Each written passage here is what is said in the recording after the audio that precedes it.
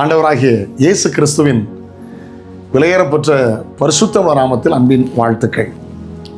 இந்த காலையில் உங்களை சந்திப்பதில் மகிழ்ச்சி அடைகிறேன். இந்த நாள் உங்களுக்கு ஆசீர்வாதமாக இருப்பதாக. அதிகாலை உங்களை ஜெபம் பண்ணுங்க. கர்த்தர் உங்களை எழுப்பி விடுவார். அலாரம் 4:45 வச்சுருக்கீங்களா, 4:30 எழுப்புவார். இது என்னுடைய அனுபவம். ஆச்சரியமாக இருக்கும்.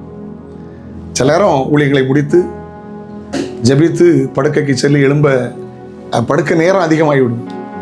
காலையில் அதிகாலை 5 மணிக்கு ஜெபித்து சில நேரம் ஆராதனையிலே நடத்தி ஜனங்களுக்கு வார்த்தைகளை போதிப்பது தினந்தோறும் என்னுடைய வழக்கம்.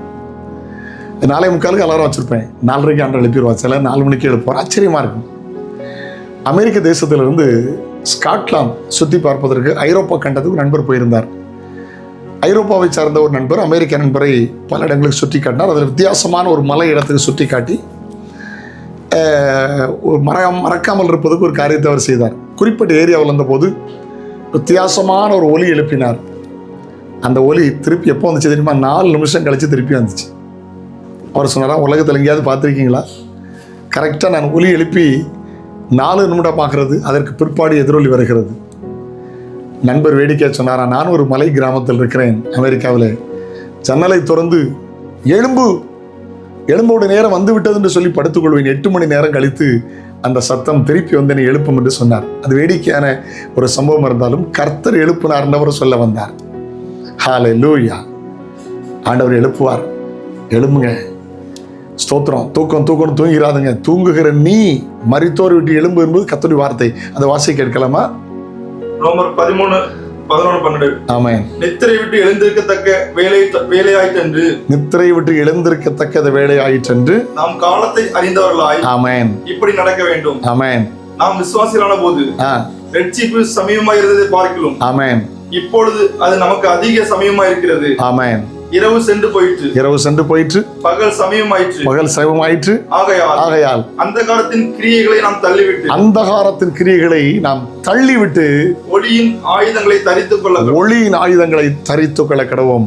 வாசிக்கிறோம் நிருபத்திலே. ஆகையால் தூங்குகிற நீ மரித்தோரை விட்டு எழும்பு.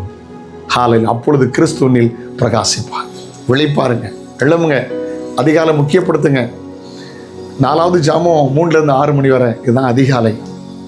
அதை தாண்டி எழும்பிச்சிங்கன்னா உங்கள் குடும்ப வாழ்க்கைக்கு கிருபை இல்லை. அதை தாண்டி எழுந்துச்சிங்கன்னா உங்கள் பிரயாணத்தில் கிருபை இல்லை. அதை தாண்டி எழும்புனா உங்கள் வேலையில் கிருபை இல்லை. உண்மையை பேசுகிறேன்.